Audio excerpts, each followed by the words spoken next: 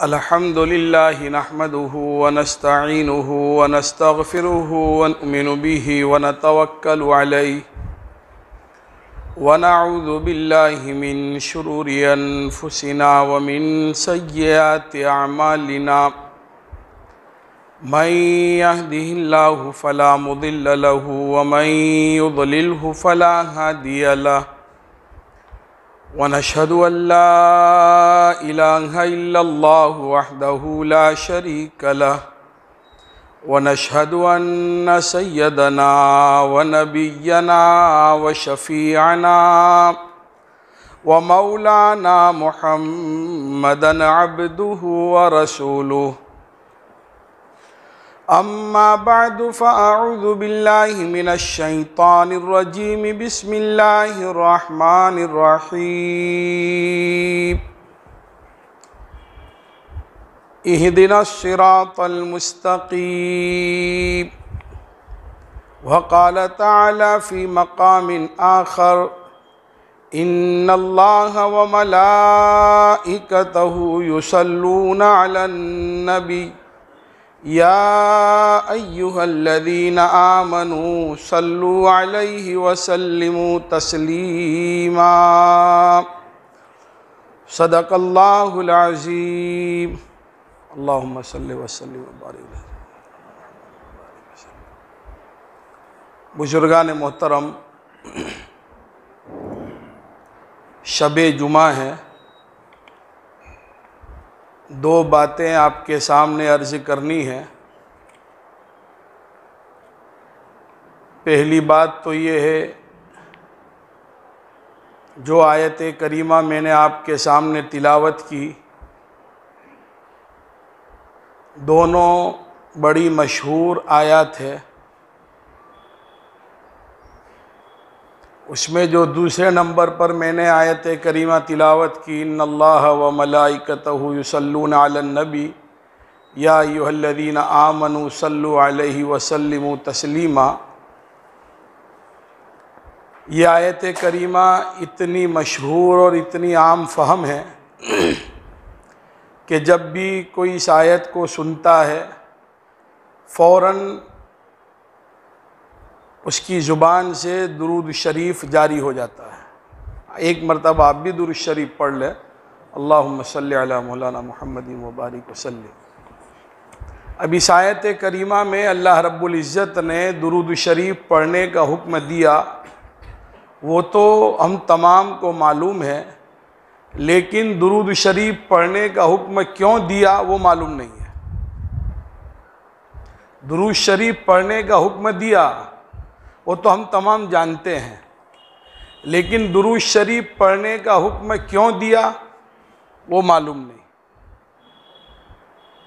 उससे पहले मैं दुरूद शरीफ की हिकमतें आपको बतलाऊं, एक बात अपने दिलो दिमाग में बिठा लेना ज़रूरी है कि दीनी मामलात में ऐसा क्यों, वाय, वो जज्बा नहीं होना चाहिए।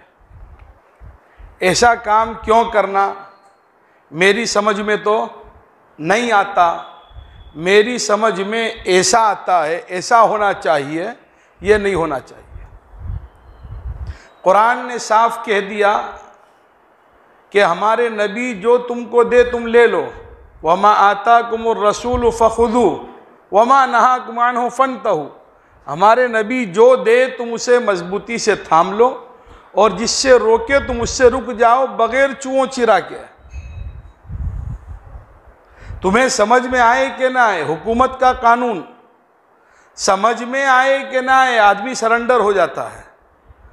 तो अहकमुल हाकिमीन का कानून और अहकमुल हाकिमीन की तालीमात हमारी समझ में आए कि ना आए, हमें उसे मान लेनी चाहिए, क्योंकि हमारा दीन, हमारी शरीयत वो बिल्कुल नेचुरल दीन और नेचुरल शरीयत है। अल्लाह की तरफ से पूरी शरीयत आई है और उसके एक एक हुक्म की हिफाजत हुई है। जो फरिश्ता नबियों के पास अल्लाह की दी गई तालीमात को लेकर आया, उस फरिश्ते के बारे में खुद अल्लाह रब्बुल इज़्ज़त ने गवाही दी, वमा यंतिकु अनिल हवा इन हुवा इल्ला वह्युन यूहा अल्लमहु शदीदुल कुवा, कि भाई अब ये बात जो तालीम की, अब ये जिब्राइल अमीन के ज़रिए हमने भेजा, और अब नबी जिब्राइल के वास्ते से जो तालीम नबी तक पहुंची, अब नबी जो भी कह रहे हैं अपनी तरफ से नहीं कहते। देखिए, दुनिया में जैसे चीज़ों का नसब होता है, ऐसे शरीयत में आमाल का भी नसब होता है। भाई एक आदमी को 5,000 रुपये की एक्टिवा खरीदनी है, तो वो कह ले भाई एक्टिवा की चाबी ले ले, गाड़ी ले जा। बोले भाई गाड़ी बाद में, तू पहले आरसी बुक दे। तू पहले क्या दे? आरसी बुक दे, बाद में गाड़ी में कर लूंगा, कोई हरज नहीं। भाई आरसी बुक का मतलब क्या? बोले नहीं, असल में ये इससे पूरा पता चलेगा क्या है, ये रियलिटी सामने आएगी, हकीकत सामने आएगी। एक आदमी कोई प्रॉपर्टी खरीदता है, अब दस्तावेज में नाम ओनर का बोल रहा है, फिर भी कहते हैं 7/12 का उतारा लाओ, इंडेक्स की नकल लाओ, सिटी सर्वे में देखो क्या है, किसका नाम बोल रहा है, कैसा है। और ये सब कुछ होने के बाद फिर अखबार में जाहिर नोटिस देता है, सावचेत नर सदा सुखी। जैसे दुनिया में चीज़ों का नसब होता है, ऐसे शरीयत में आमाल का भी नसब होता है। हमें जो ठीक लगा वो हमने कर लिया नहीं चलेगा, हमारे बड़ों से चला आया है इसलिए हम कर रहे नहीं चलेगा। इसीलिए सैयदना अली रज़ी अल्लाह ताला अन्हु ने अजीब बात इरशाद फरमाई कि लोगों के जरिए हक बात मत पहचानो, हक के जरिए लोगों को पहचानो। अपने अंदर वो कॉन्फिडेंस कुरान और हदीस की तालीम के जरिए पैदा करो। आजकल जितना भी जो बिगाड़ फैलता चला जा रहा है, क्योंकि आज हाल ये है इंसानों का वो घेटा कौम की तरह हो गई, एक जहां जाएगा उसके पीछे सब जाएंगे, न हंसने का सबब मालूम न रोने का सबब मालूम। तो शरीयत के मामले में ऐसा क्यों, वाय इल्लतें तलाश करने का मिजाज नहीं होना चाहिए। इमाम मोहम्मद गिजाली रहमतुल्लाह अलैह ने ये बात लिखी है कि शरीयत के मामले में इल्लतें तलाश न करो। जो आदमी जिसका मिजाज शरीयत में इल्लतें तलाश करने का बन जाता है, उसके लिए कुफ्र का अंदेशा है। हर बात समझ में नहीं आएगी हमको। अब देखिए, हम वुजू करते हैं, अब वुजू में 4 आज़ा का ये धोना और सर का मसा करना ये फर्ज है। अब पेशाब की जगह पेशाब का कतरा निकल गया या पेशाब कर लिया, बोले वुजू टूट गया। अब अकल यूं कहती है कि वो 4 आज़ा में पेशाब की जगह तो है नहीं। समझने की कोशिश करें। मगरिब के हमने 3 फर्ज पढ़े, कोई कहता है कि नहीं भाई 3 के बजाय मैं तो 4 ही पढ़ूंगा, 2 सजदे ही तो ज्यादा होंगे। कितनी मर्तबा तकबीर ज्यादा हो जाएगी, कितनी मर्तबा तस्बीह ज्यादा हो जाएगी, कितना कयाम कितने मिनट बढ़ जाएगा। बोले नहीं चलेगा, हमें जो कहा है वही करना है। हमें जो कहा है, और किसने, लोगों ने जो ऊपर से चला आया है। तो हमारा मिजाज वो नहीं होना चाहिए हिकमतें और इल्लतें तलाश करने का। फिर भी उलमाए मुहक्किकीन ने इस आयत करीमा के ज़िम्न में ये बात लिखी है कि अल्लाह रब्बुल इज़्ज़त ने दुरूद शरीफ पढ़ने का हुक्म तो दिया, लेकिन दुरूद शरीफ पढ़ने का हुक्म देने की हिकमतें क्या है। अल्लाह ने अजीब अंदाज इख्तियार किया। अल्लाह ताला चाहते तो कह देते या अय्युहल्लज़ीना आमनू सल्लू, ए ईमान वालो तुम नबी पर दुरूद भेजो, दुरूद पढ़ो।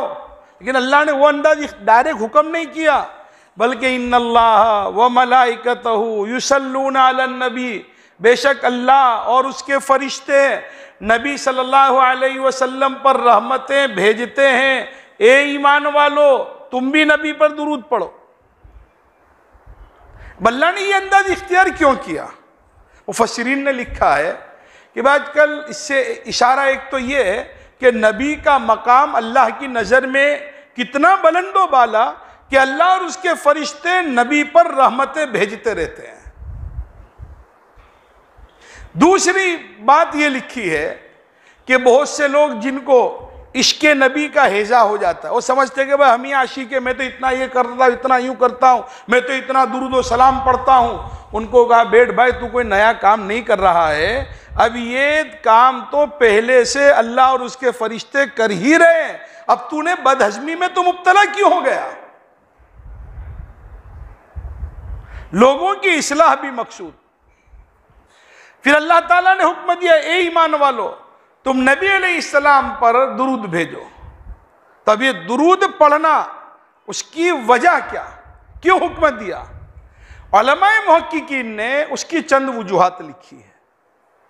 पहली वजह ये लिखी कि भाई देखो, रात दिन का ये तजर्बा है कि अगर कोई इंसान हम पर एहसान करता है और हम उसके एहसान का बदला देने की कोशिश करते हैं, इसलिए बहुत सौ को देखा होगा, अगर गैरत है, वरना इस दौर में अल्लाह माफ फरमाए गैरत का भी सौदा हो गया है।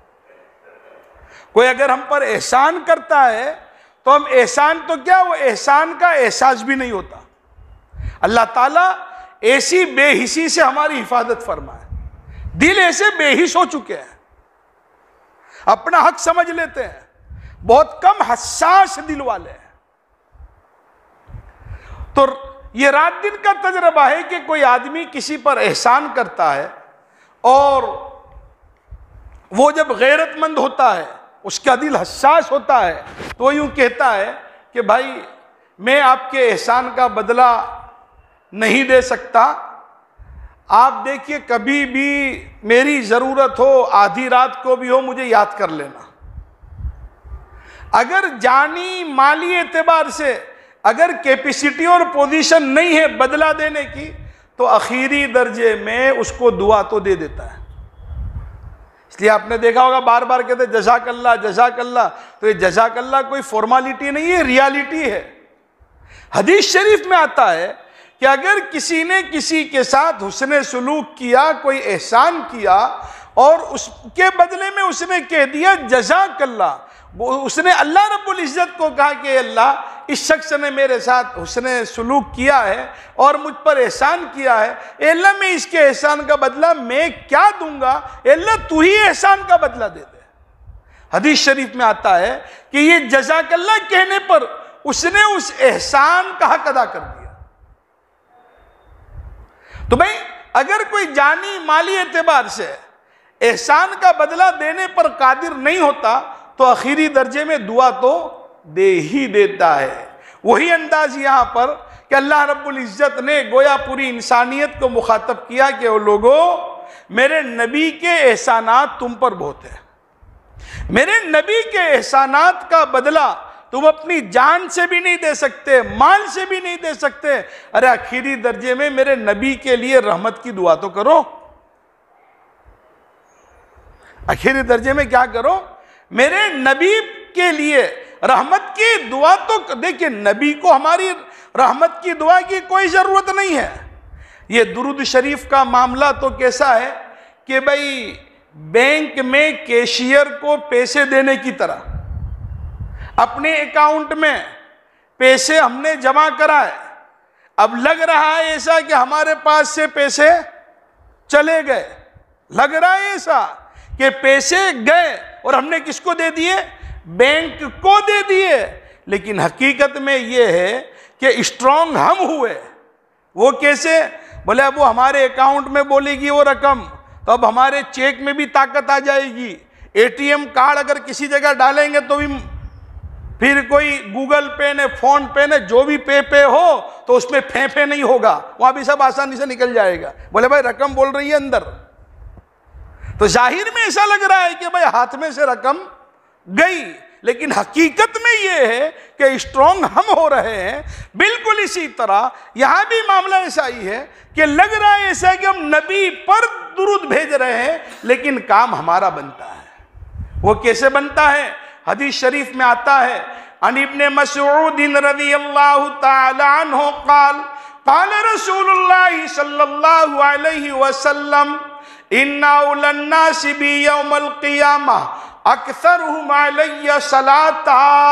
नबी अलैहिस्सलाम ने अपनी नबूवत वाली जुबान से इरशाद फरमाया, क़यामत के दिन मेरे सबसे ज्यादा करीब वो शख्स होगा जो मुझ पर कसरत से दुरूद पढ़ता होगा। अल्लाह के नबी कह रहे कि सबसे ज्यादा मेरे करीब होगा वो।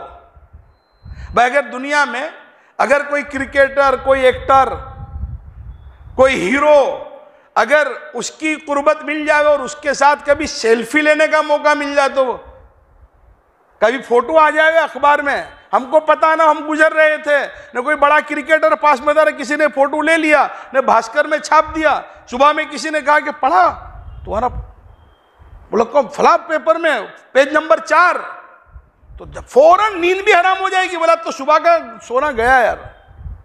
फिर देखो, फिर सबको फोन करेंगे, अस्सलाम वालेकुम, आज भास्कर पढ़ा क्या? नहीं, 4 नंबर का पेज, क्या देख ले, फिर बाद में फोन कर।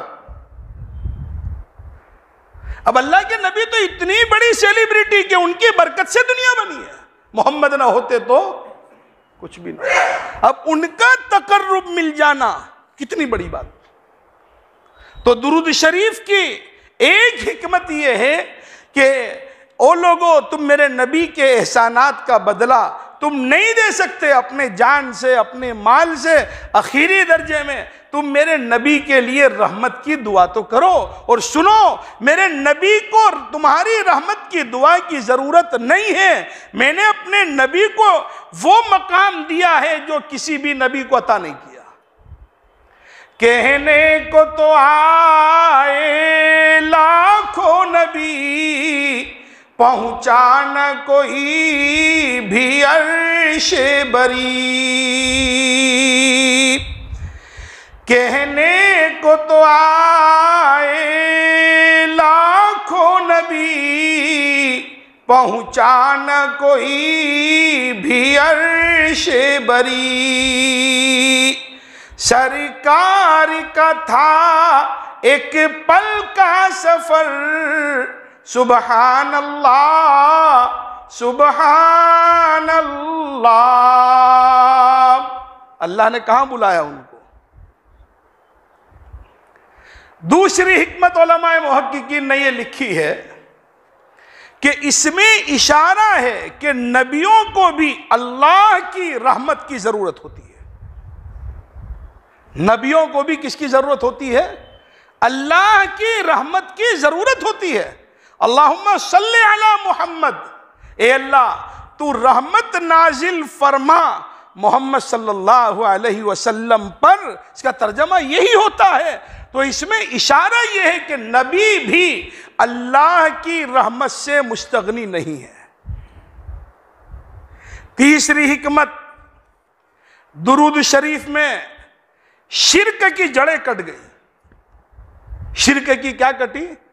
शिर्क की जड़ें कटी। वो कैसे? भाई देखिए, हम अल्लाह का जो मकाम है वो अल्लाह के मकाम पर अल्लाह ही को समझेंगे और कोई नहीं। और नबी का जो मकाम खुदा ने उनको दिया है तो वो मकाम नबी ही का और किसी का नहीं। समझ रहे हो? नबी खुदा नहीं हो सकते, नबी खुदा नहीं हो सकते, लेकिन ताल्लुक में खुदा से जुदा भी नहीं। इसमें इशारा यह है, दुरूद शरीफ पढ़ने का हुक्म देने में यह शिर्क की जड़ें कट रही है। बहुत से लोग नबी को खुदा मान लेते हैं। अब एक तरफ जब ये दुरूद शरीफ पढ़ते हैं, अल्लाहुम्मा सल्ली अला मुहम्मद, ए अल्लाह तो मोहम्मद सल्लल्लाहु अलैहि वसल्लम पर रहमत नाजिल फरमा, तो इसमें नबी और खुदा दोनों के दरमियान में फर्क हो गया और कह दिया लोगों सुनो, नबी नबी है, खुदा खुदा है। शिर्क की जड़ कटी। क्या कटी? हाँ, शिर्क की जड़ कटी। बादज खुदा बुजुर्ग तुई किस्सा मुख्तसर। नबी जी अल्लाह के बाद सबसे बड़े आप, अल्लाह के बाद।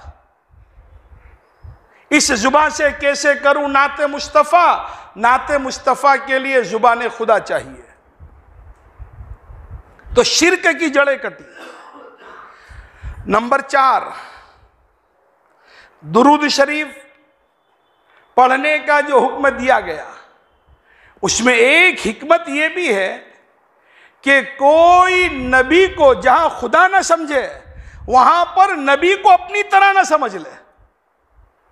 नबी बशर है लेकिन बेशर है, हम बशर है लेकिन बाशर है। अब कोई देखे कि भाई हम भी खाते हैं, नबी अलैहिस्सलाम भी खा रहे हैं, हम भी पीते हैं, नबी अलैहिस्सलाम भी पी रहे हैं, हम भी शादी कर रहे हैं, नबी अलैहिस्सलाम की भी बीवियां हैं, हमारे यहाँ औलाद है, नबी अलैहिस्सलाम की भी औलाद है, हम रोज़े रखते हैं, नबी अलैहिस्सलाम भी रोज़े रखते हैं, हम नमाज पढ़ते हैं, नबी अलैहिस्सलाम भी नमाज पढ़ते हैं। तो कोई नबी अलैहिस्सलाम के उन कामों को देखकर नबी को अपनी तरह न समझ ले, पूरी इंसानियत को उस नबी पर दुरूद शरीफ पढ़ने का हुक्म देकर पूरी इंसानियत को ये गोया बतला दिया कि वो लोगों, पूरी इंसानियत एक तरफ और मोहम्मदुर रसूलुल्लाह एक तरफ। समझ रहे हो? नबी बशर है लेकिन खैरुल बशर। अकाइद की इस्लाह हो रही है दुरूद शरीफ के हुक्म में। और एक हिकमत यह भी है कि भाई दुरूद शरीफ में आदमी की अपनी जात की भी इस्लाह है, अपनी जात की भी इस्लाह है। वो कैसे? आज बहुत सौ को ये वहम है कि मैं ही अहम हूं, मुझे जानता मैं कौन हूं, तू तो आजकल का है, तेरे अब्बा को पूछना।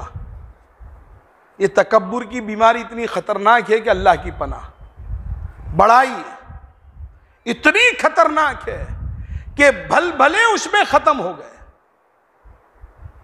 तकब्बुर ने किब्र और बड़ाई की जड़ को भी खत्म किया है। दुरूद शरीफ ने किब्र और बड़ाई की जड़ को भी खत्म किया है। वो कैसे? अब एक तरफ हम लोगों को कहते भाई मुझे जानते हो, मेरी कितनी बड़ी लंगोट है, किसके साथ मेरा ताल्लुक है, अभी एक फोन करूंगा सबको भागते कर दूंगा, मैं ऐसा हूं, मैं वैसा हूं, मैं ये वो फला। अब ये दुरूद शरीफ का हुक्म अल्लाह ने हमको दिया, या अय्युहल्लज़ीना आमनू सल्लू। ये सल्लू ये बहुवचन का सेगा है, जमा का सेगा। ए ईमान वालो, तुम नबी अलैहिस्सलाम पर दुरूद भेजो, दुरूद पढ़ो। हम कहते कि या अल्लाह, कहाँ हम और कहाँ तेरे नबी, कहाँ हम और कहाँ तेरे नबी। हमने फौरन जवाब में कह दिया अल्लाहुम्मा सल्ले अला मोहम्मद। अल्लाह कह रहे सल्लू, ओ लोगों तुम दुरूद पढ़ो। हम कहते अल्लाहुम्मा सल्ले अला मोहम्मद, ए अल्लाह आप ही अपने नबी पर रहमत नाजिल कीजिए, हमारी कोई ताकत नहीं है। अपनी हैसियत को मिटाना, मैं कुछ हूं, वो वहम को खत्म करके मैं कुछ नहीं हूं, वो दुरूद शरीफ ने सिखाया है। समझ रहे हो? तो भाई भी शबे जुमा है, तब ये शबे जुमा में और जुमा के दिन में हमें कसरत से दुरूद शरीफ पढ़ना चाहिए। कुछ नहीं, हम लंबा चौड़ा दुरूद शरीफ नहीं पढ़ सकते तो भाई सल्लल्लाहु अलैहि वसल्लम इतना ही पढ़ ले, पढ़ते रहा करे, पढ़ते रहा करे। उलमाए मुहक्किकीन ने कसरत की मिकदार 300 भी बताई है, 1000 भी बताई है, 3000 भी बतलाई है। भाई 2-2, 4-4, 5-5 घंटे व्हाट्सएप पे लगे रहते कि नहीं लगे रहते? थकन होती है? अरे बोलो ना। फिर एक हद तक लगे रहे, फिर वो बोले 1 बज गया, चलो रख दो। ताल्लुक की बात, अगर नबी से ताल्लुक जुड़ जाएगा तो फिर दुरूद शरीफ पढ़ते रहेंगे, जीव कभी उकताएगा भी नहीं, बल्कि मजा आएगा। शाह वलीउल्लाह मुहद्दिस देहलवी रहमतुल्लाह अलैह ने यह बात लिखी है, मुझे अपने वालिद ने यह वसीयत की कि बेटा दुरूद शरीफ की कसरत करना, हमने जो कुछ भी पाया है वो दुरूद शरीफ की बरकत से पाया है। हमने जो कुछ भी पाया है भाई, गम से छुटकारा भी है, परेशानियों से छुटकारा भी है, रहमतों का नुज़ूल भी है, नेकियों का मिलना भी है, गुनाहों की मग़फ़िरत, गुनाहों से माफ़ी भी है। इसलिए बहुत कहते हैं हर दर्द की दवा है, अरे बोलो सल्ले अला मोहम्मद कहते हैं। भाई असल दवा तो अल्लाह के हाथ में, दवा किसके हाथ में? हाँ देखिए, शिफा का खजाना किसके पास? अल्लाह के पास। कोई गोली में या किसी इंसान में कोई ताकत नहीं। भाई हम लोगों ने, भाई किसी का पैर का नाखून दुख रहा है और उसने पैर के दर्द के लिए टेबलेट खाए, तो टेबलेट को मालूम है कि नाखून के लिए मुझे खा रहा है? अरे बोलो, सर दर्द कर रहा है, टेबलेट तो नीचे उतर रही है, ये लिफ्ट से कौन ऊपर पहुंचा रहा है? अब ये दोनों हाथ, ये तो अपक्ष एरिया है, ये मोहल्ला अलग है ना। अरे बोलो ना, अब टेबलेट तो यूं उतर रही ना, सर ये हाथ पे हो रहा है, ये हाथ पे हो रहा है। असल कौन है? अल्लाह। तो भाई दुरूद शरीफ की क्या करनी है हमको? हमेशा कसरत करनी है, हमारे मसाइल भी हल होंगे। हमारा अल्लाह के नबी का तकर्रुब तो मिलेगा ही, लेकिन हमारी दुनिया और आखिरत के मसाइल भी इसके जरिए जरूर हल होंगे। तो एक बात तो मुझे ये अर्ज करनी है कि दुरूद शरीफ का कसरत से एहतमाम करें। दूसरी बात जो बतलानी है वो ये है कि ये भी कोरोना और ये लॉकडाउन, उसमें अक्सर लोग घबरा गए,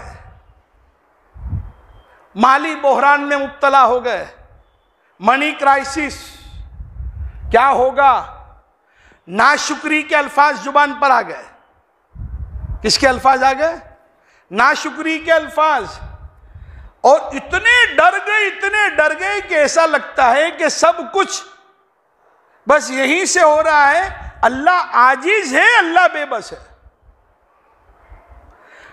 ये याद रहे, इन हालात में हमें अपने आप को संभालना है, अपने ईमान को बचाने की कोशिश और मेहनत करनी है।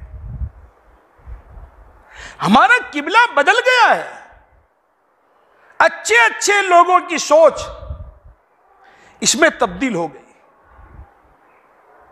वो वैक्सीन से क्या डीएनए बदलेगा, उससे पहले ही सबकी सोच और फिक्र बदल गई। देखिए अल्लाह आजिज नहीं। हदीस शरीफ में ये बात आती है, हदीस कुदसी है कि अल्लाह ताला ने जब कलम बनाई तो कलम ने सबसे पहले लिखा ला इलाहा इल्ला अना मुहम्मद रसूली, मेरे अलावा कोई माबूद नहीं और मोहम्मद सल्लल्लाहु अलैहि वसल्लम मेरे रसूल है। फिर कलम ने दूसरे नंबर पर लिखा मल्लम यरदा बिक़दाई वलम यस्बिर अला बलाई वलम यशकुर अला निअमाई फलयतलुब रब्बन सिवाई, कि जिसको भी मेरा फैसला मंजूर न हो और जो भी मेरी तरफ से मिलने वाली नेमतों पर शुक्र न करे और जो मुसीबतें पहुंचे उस पर सब्र न करे, फलयतलुब रब्बन सिवाई, उसको चाहिए कि वो मेरे अलावा और कोई रब तलाश कर ले, ऐसा बंदा मेरा बंदा बन के रहे, ये मुझे पसंद नहीं है।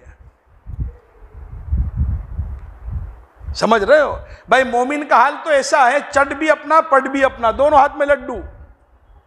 मोमिन तो कैसा है? मरे तो शहीद, मारे तो गाजी, मुसलमान की दोनों में है सरफराजी। कि भाई अगर तबीयत के मुवाफिक हालात है तो शुक्र करेगा तो अल्लाह राजी होगा, तबीयत के खिलाफ हालात है सब्र करेगा, अल्लाह राजी होगा। इसीलिए सैयदना उमर रज़ी अल्लाह ताला अन्हु ने अजीब बात इरशाद फरमाई। हज़रत उमर फरमाते हैं कि अगर कोई मुसीबत आई तो उस वक्त ये देखे कि ये मुसीबत मेरे दीन पर आई है कि मेरी दुनिया पर। अगर मुसीबत आई और दीन महफूज रहा तो अल्लाह का शुक्र अदा करे कि अल्लाह तेरा एहसान है, मेरा असल सरमाया तो तूने महफूज रखा। अब इन हालात में अब नमाजों का क्या, कुरान का क्या, जिक्र का क्या, ईमानी तरक्की ग्रोथिंग हो रहा है नहीं हो रहा है, उसमें कुछ भी नहीं है। वो समझ में नहीं आता घर कैसे चलाऊंगा, क्या है कैसा है, यार बच्चों की फी का मस्त, ये मस्त भाई सब, लेकिन असल मसला वो नहीं है। असल मसले को समझने की जरूरत है। देखेंगे कि भाई मुसीबत दीन पर आई कि दुनिया पर। इसीलिए एक मौके पर हजरत थानवी अलैहि रहमा को किसी ने आकर कहा कि हजरत इतनी मुसीबतें हैं, इतनी परेशानियां हैं, अगर जो खुदकुशी करना जायज होता तो मैं खुदकुशी कर लेता, आपघात करना जायज होता तो, सुसाइड करना जायज होता तो मैं सुसाइड कर लेता। हजरत थानवी रहमतुल्लाह अलैह हकीमुल उम्मत थे। हजरत ने फरमाया कि अगर मुसीबतें बुरी चीज होती तो अल्लाह ताला अपने नबियों को न देते, मुसीबतें बुरी होती तो अल्लाह किसको न देते, नबियों को न देते। फिर हजरत ने फरमाया अल्लाह से आफियत मांगनी चाहिए। अल्लाह से क्या मांगनी चाहिए? आफियत। सैयद अहमद कबीर रिफाई रहमतुल्लाह अलैह ने आफियत की तफसीर में यह बात लिखी है कि 3 चीजों का मजमुआ आफियत है। कितनी चीजों का मजमुआ? 3 चीजों का मजमुआ आफियत। नंबर 1, सांस बगैर तकलीफ के आता रहे। सांस, अरे बोलो, अभी तो लोगों को पता चल गया है कोरोना में सांस की कीमत क्या है। समझ रहे हो कि भाई क्या हो गया, सांस लेने में तकलीफ है न, ऑक्सीजन लेवल डाउन हो गया न, अप हो गया न, ये हो गया न। अब एक एक सांस के उसकी क्या कीमत पता चल गई। तो सांस बगैर तकलीफ के आता रहे। नंबर 1, रोजी बगैर मशक्कत के मिलती रहे। रोजी आज सबसे बड़ा सबका करंट मसला ये, पैसों मारो परमेश्वर ने हूं तेनो दास। हमें तो चाहिए पैसा अगरचे हो जैसा। आज यही है ना, लोग उसमें ही सुबह से लेकर शाम तक बस। रोजी बगैर मशक्कत के मिलती रहे। देखिए माल कमाना कोई कमाल की बात नहीं है, हलाल तरीके से कमाना ये कमाल है। आजकल अल्लाह माफ फरमाए, हम लोग अच्छा बनने के फिक्र करने की बजाय अच्छा नजर आने के चक्कर में ऐसे पड़ गए कि हलाल हराम की तमीज ही खो दी। और एक बीमारी हमको लगी है कि थोड़ा मेरी लाइफ स्टाइल थोड़ी हट के कैसी हो, अगरचे लोगों को झटके मारे कोई हरज नहीं, तो खबर नहीं अल्लाह फटके मारेगा कब्र में, पता भी नहीं चलेगा। अब वो लाइफ स्टाइल हटके बनाने में हराम हलाल जायज नाजायज कोई परवाह नहीं। भाई देखिए, ये कोई आदमी बीमार होता है, खून की बोतल की जरूरत है, खून की जरूरत है, तो डायरेक्ट उसको खून चढ़ा देते हैं आपके सूरत में? अरे भाई बोलो, तो क्या करते हैं? ब्लड ग्रुप क्या करेंगे हाशमी बाबा? चेक करेंगे कि भाई ये पॉजिटिव है, नेगेटिव है, ए है, बी है, ओ है, बराबर है। उसको चेक भी करेंगे ना, मैच भी करेंगे।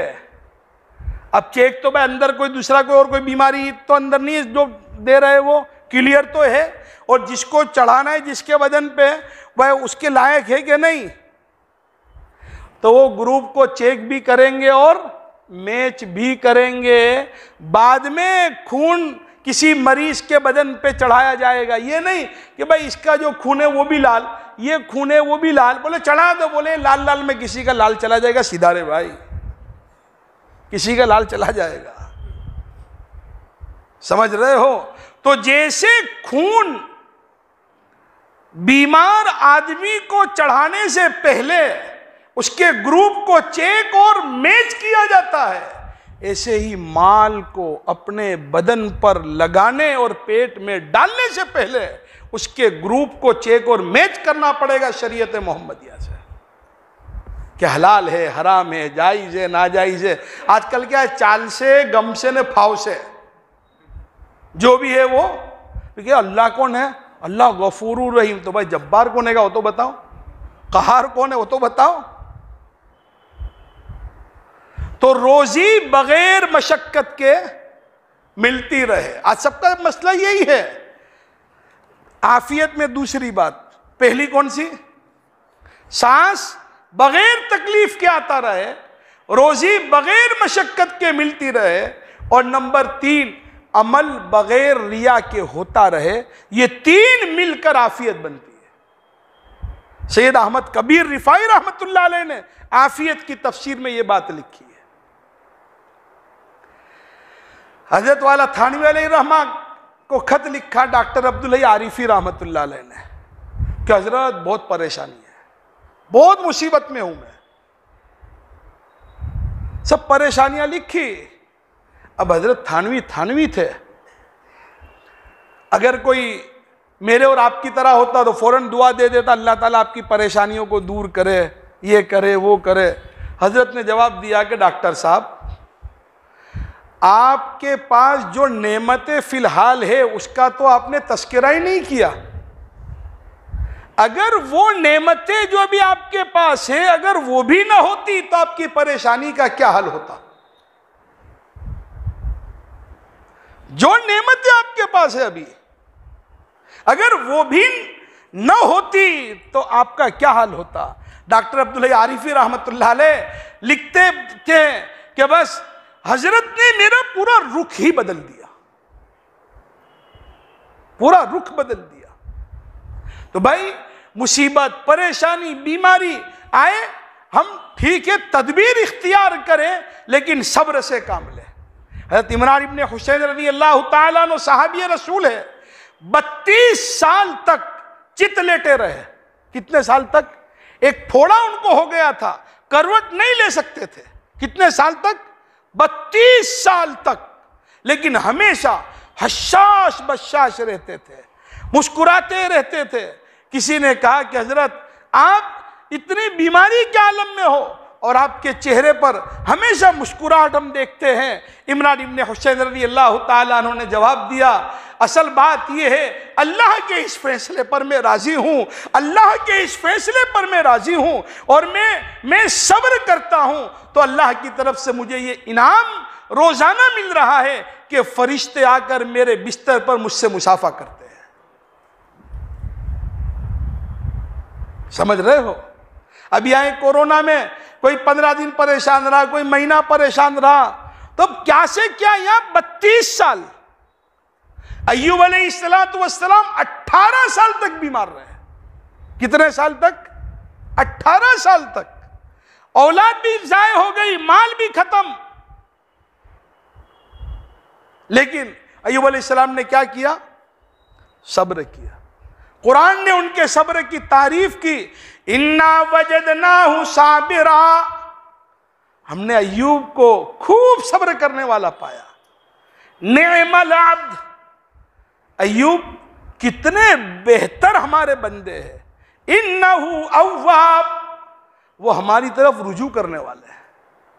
देखिए ऐसी हालत में भी देखिए शरीयत के मिजाज को समझे। शरीयत ने हमें क्या सिखाया?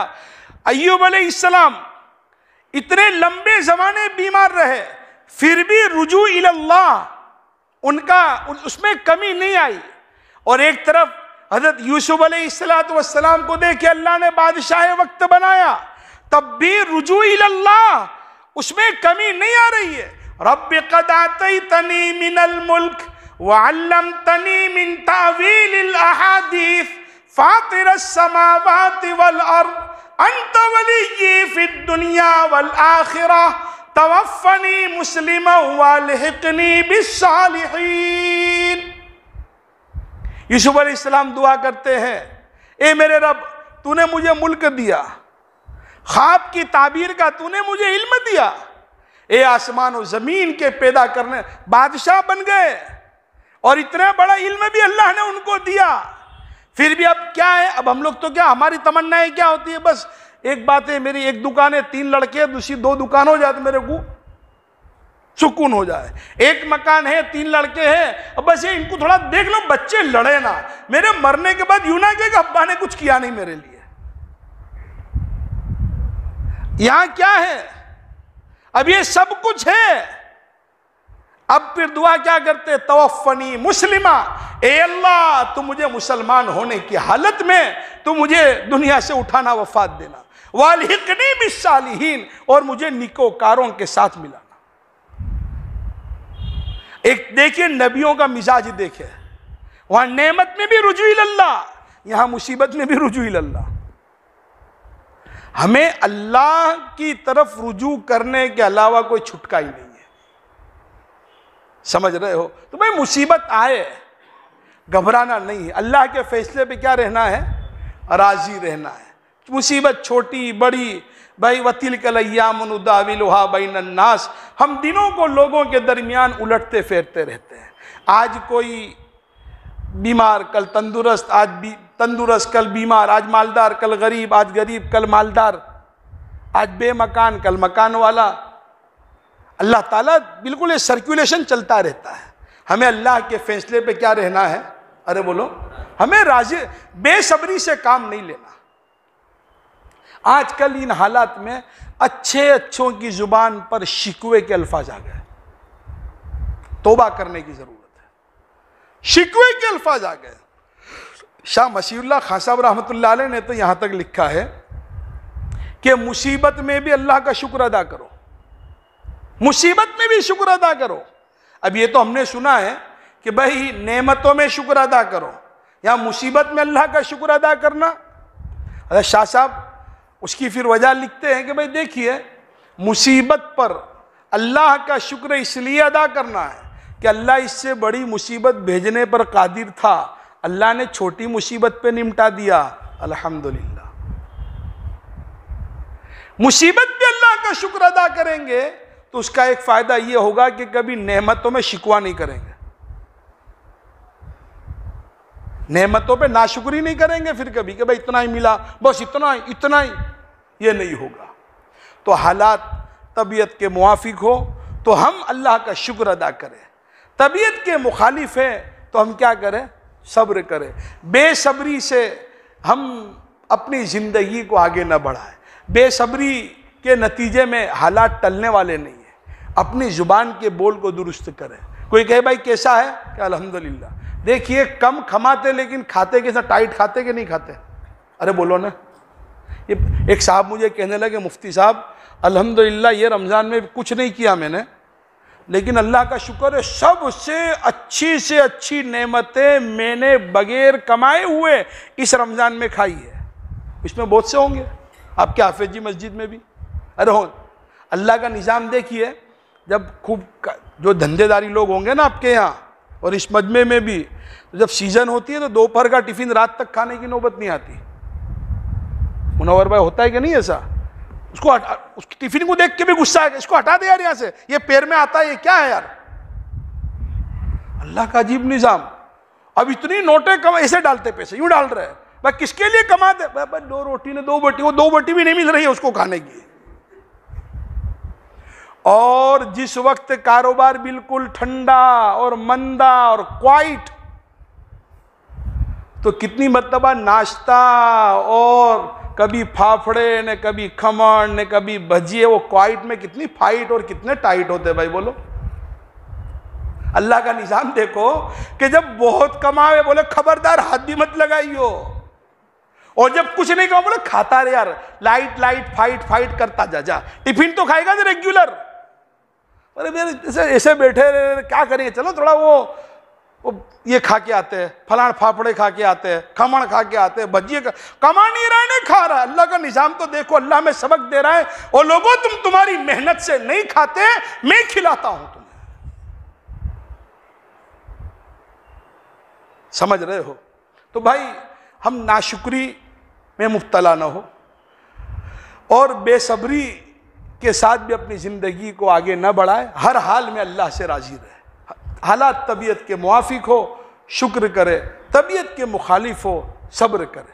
वरना हमसे जो हम पर जो हालात आ रहे हैं वो कुछ नहीं है। आप नबियों की ज़िंदगियों को पढ़े। अय्यूब अलैहिस्सलाम का 18 साल का ज़माना कोई कम है बीमारी का? अरे बोलो, 18 साल का ज़माना कोई कम है? हम सोच भी नहीं सकते। अल्लाह ताला हम तमाम की इस्लाह फरमाए और अल्लाह ताला हर वक्त हमें उसकी मर्ज़ी के मुताबिक जीने की अल्लाह ताला तौफीक अता फरमाए। वमा अलैना इल्लल बलाग। दुरूद शरीफ पढ़ लें जी।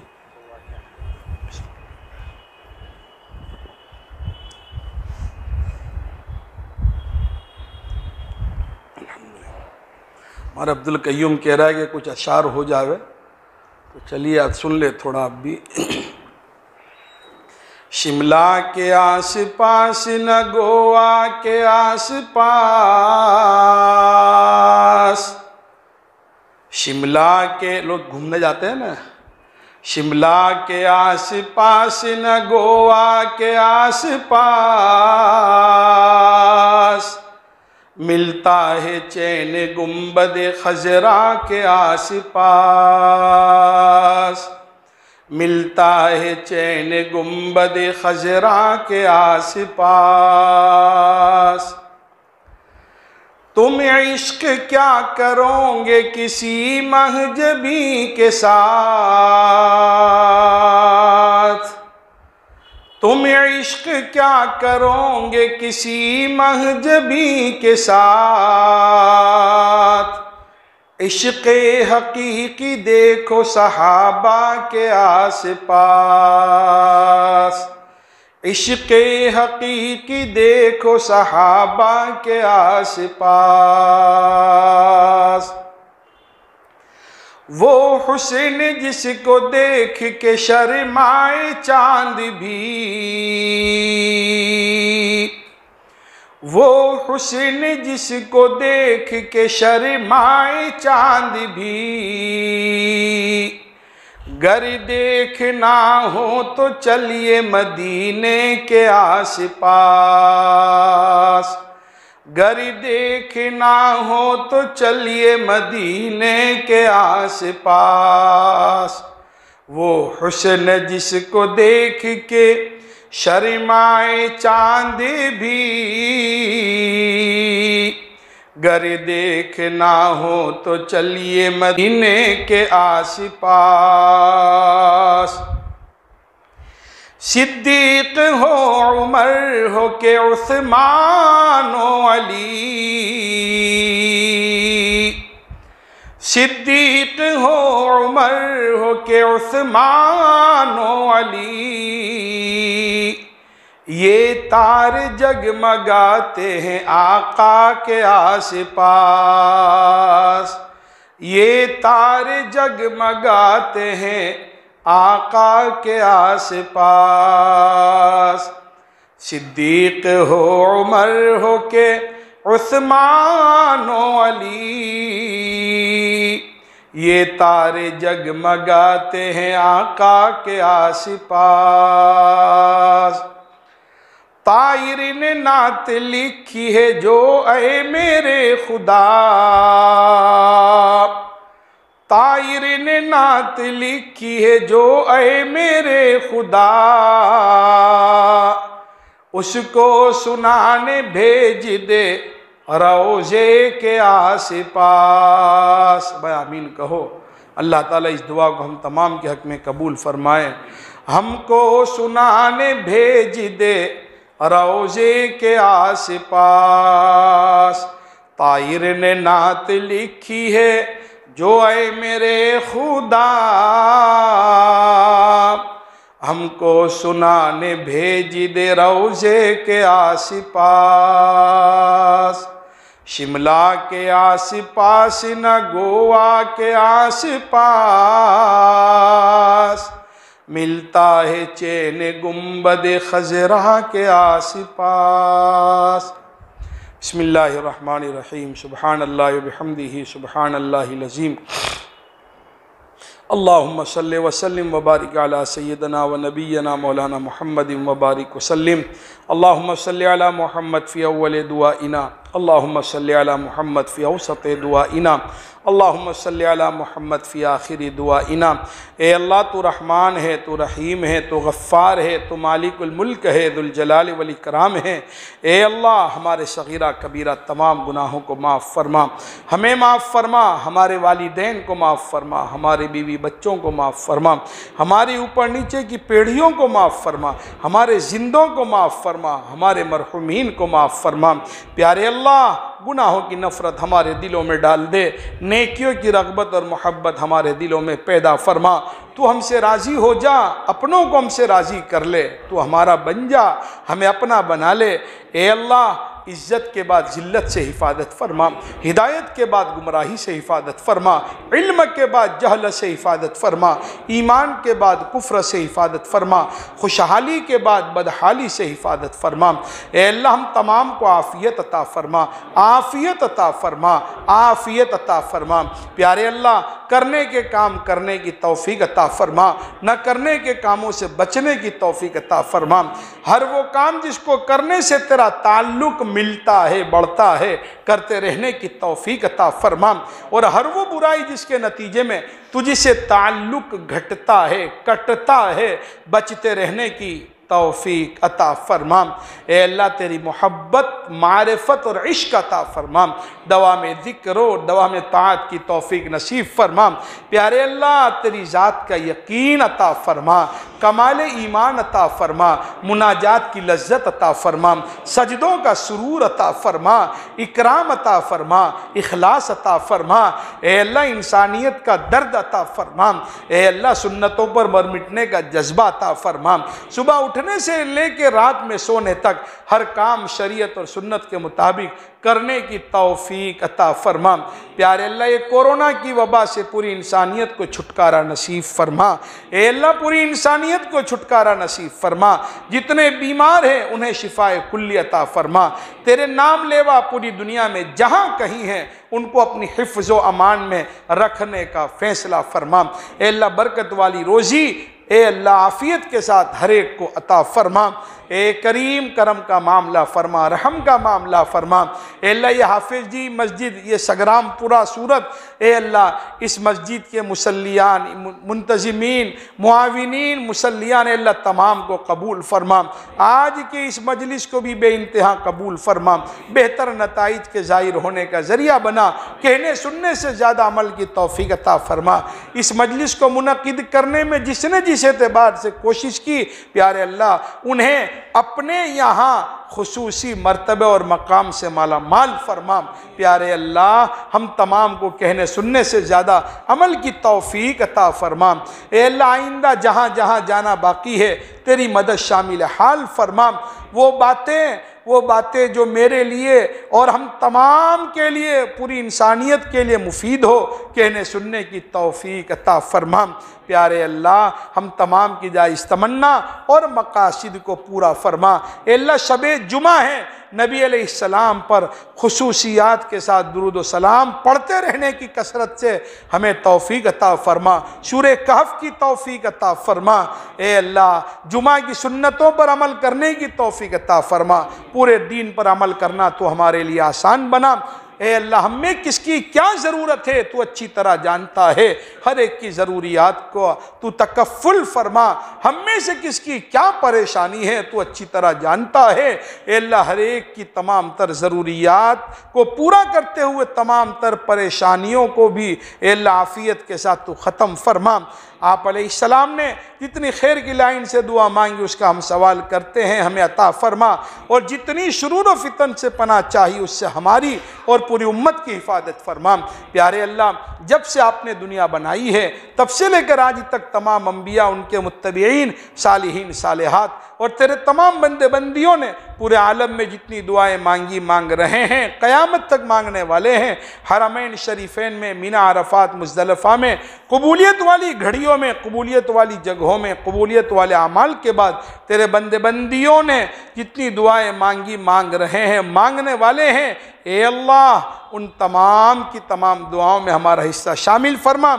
ए अल्लाह, हमने अपनी ज़िंदगी में जितनी दुआएं मांगी, मांग रहे हैं और अपनी मौत तक जितनी दुआएं मांगने वाले हैं, उन तमाम दुआओं को, आज की हमारी इस दुआ को अपने फ़ज़ल व करम से और जनाब रहमत आलम सल्लल्लाहु अलैहि वसल्लम के सदक़े तुफ़ैल में और शबे जुमा की बरकत से हमारी दुआओं को कबूल फरमा, कबूल फरमा, कबूल फरमा।